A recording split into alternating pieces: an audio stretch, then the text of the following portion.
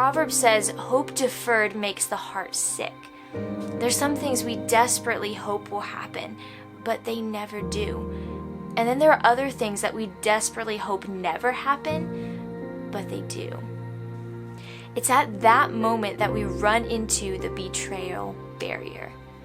R.T. Kendall said that 100% of believers go through a period of time when it seems like God has betrayed them, and more than 90% fail to break through this betrayal barrier.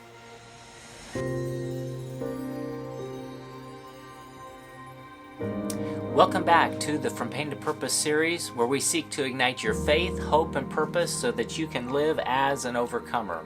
We are excited to be a part of a community who is looking at life from God's perspective.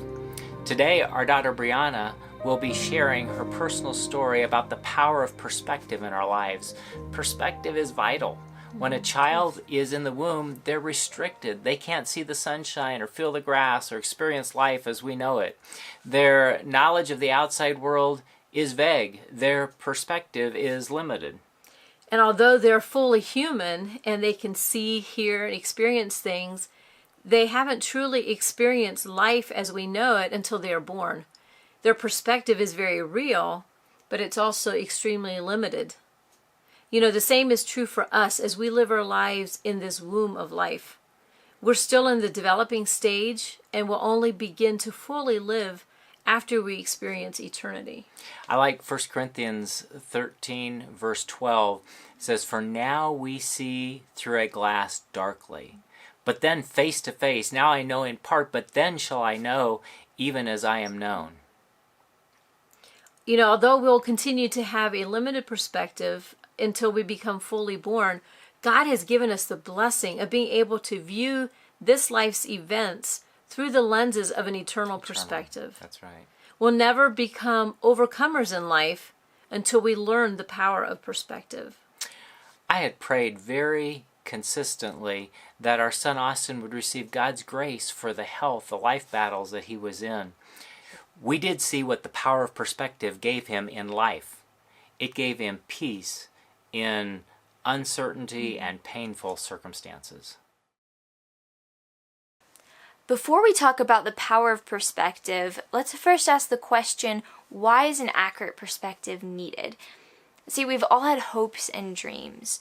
That job promotion, marrying that special person, fulfilling that God-given goal or desire, you fill in the blank for yourself. But when those things don't happen in our lives, the disappointment is so real. Proverbs says, hope deferred makes the heart sick. There's some things we desperately hope will happen, but they never do. And then there are other things that we desperately hope never happen, but they do.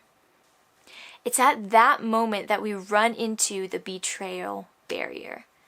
R.T. Kendall said that 100% of believers go through a period of time when it seems like God has betrayed them, and more than 90% fail to break through this betrayal barrier. We are then hindered by a bitter experience we can't forget. And this is tragic because we can't overcome the pain in our lives while holding on to bitterness towards God. When I was 14, my older brother, who is also my best friend, died unexpectedly 8 months after his heart transplant. I remember sitting outside in the cold as we were gathered around the cemetery. And as the casket was lowered into the ground, the reality of what was happening just sliced through my soul. And it was then that I slammed into my betrayal barrier. I couldn't understand how a loving God could allow this to happen to me. I mean, I had watched my brother and sister both suffer so much in their young lives, but I'd come to the point of finally being able to surrender both of them into God's hands, and I was willing to trust God and open my hands in surrender. And it felt as if God completely took advantage of my surrender. And allowed this to happen. He took my brother right after that. And so during that time, I wrestled with the why God questions. I would go out to a secluded place at times and just yell at God. And after the echoing of my voice stopped, there was only silence. And I felt so alone. Maybe you can even identify with some of these same feelings of just betrayal by God. And for me in my life, it was a journey and a process, and I'm super thankful for my parents and friends and just people that came alongside of me during that time. They prayed for me when I couldn't pray myself and listened to just my ramblings. It was a process for me to overcome this betrayal barrier in my life. But I want to tell you that it is possible. I went through many of the concepts that we've already talked about in previous videos, but what I want to share with you today was just the concept that flipped the switch in my mind. It took me from being this angry, bitter person to someone who could accept God's love again and begin to rebuild that relationship with Him. I'm talking about the concept of eternity. Now, I know this isn't a new concept, and it's often an overlooked one, but when we have the proper view and perspective of eternity, it directly affects the way we live and view our lives, and how we can live as overcomers. I'm not talking about some mystical, floating in clouds, but eternity as an actual reality. And, if you are drawing pretty much a blank when I talk about heaven, you aren't the only one. There's a lot of misconceptions about eternity, and it's hard to identify truly with something that seems really intangible and unreachable. But heaven is more real than anything in this world. My light bulb moment came when I came across an illustration of Randy Alcorn in his book entitled Heaven. And this is the concept that completely flipped the switch in my mind. In this book, Randy compares our entire lives to a dot. And from this dot extends a line. The dot is our lives, and the line is eternity. Now, I want you to take a minute and imagine a dot in front of you wherever you are. If you're in a building, imagine the line extending to your closest wall. And take a second and look at that space. How many lifetimes do you think fits between your imaginary dot and the wall? There's hundreds or thousands. But here's the thing. The line doesn't stop at the wall. It extends beyond the wall. It goes across the property that you're on, across your city or town. It extends out of your district, state, or province, covers the land until it reaches the ocean. Then it shoots out into space, and it goes on forever. Think of that. Just space and the vastness of it. We don't even know how big it is yet. To the ocean, to the continent of land, to your country, your city, your building, to the wall, to the dot. Our lives are so brief compared to eternity. We think 20 or 30 years is long-term planning. That's not even getting outside of the dot. So how does that make a difference in our lives? And how did that make a difference in my life? Well, God used my brother's death as a catalyst to bring multiple people to relationship with Christ. So I realized that while I didn't have all the time I thought I should have with my brother, there are people who will spend eternity in heaven because of the testimony of my brother's life. And in light of eternity, is that not worth it? It really is. In Romans 8:18, Paul says that these present sufferings are not worthy to be compared to the glory that will be revealed. This doesn't mean that it's not hard or painful or difficult. It doesn't negate the pain that's there. It doesn't mean I don't miss my brother or that your pain is not valid, because pain is real, but it does mean that we have hope beyond this world. A believer can live the worst life imaginable here on earth, filled with pain, hurt, and loss, but if we cling to Christ, eternity will be worth it. So while this life is only a dot, it is still significant because the choices we make in this dot directly impacts our line. In Matthew, Jesus said he will repay each person according to what they have done. And we're also promised great reward for suffering for Christ's sake.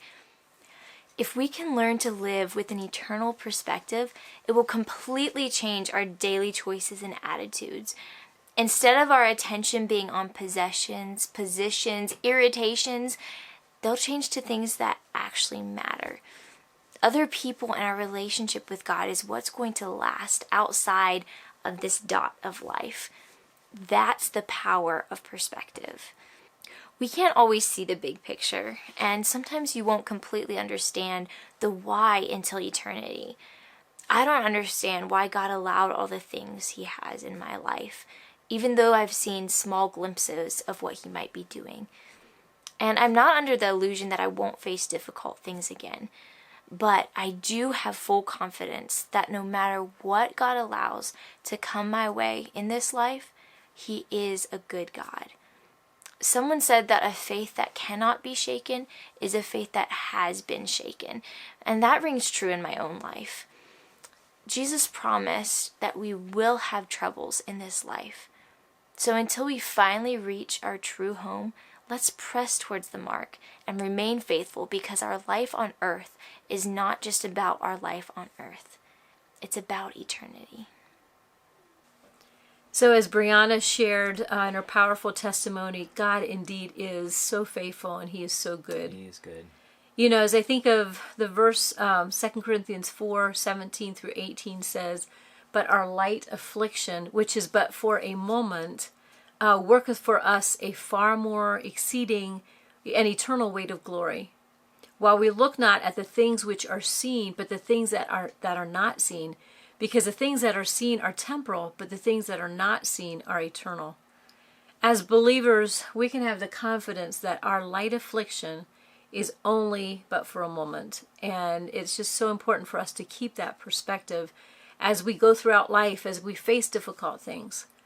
You know, as people of faith, we have something inside of us that connects us to a bigger purpose. And with God's help, we can choose to see through the lenses that profoundly change our perspectives and our choices. That's right. Our light affliction that is but for a moment. Wow, that's eternal perspective right there. And you know, today you may be facing an event that you need perspective on. Mm-hmm.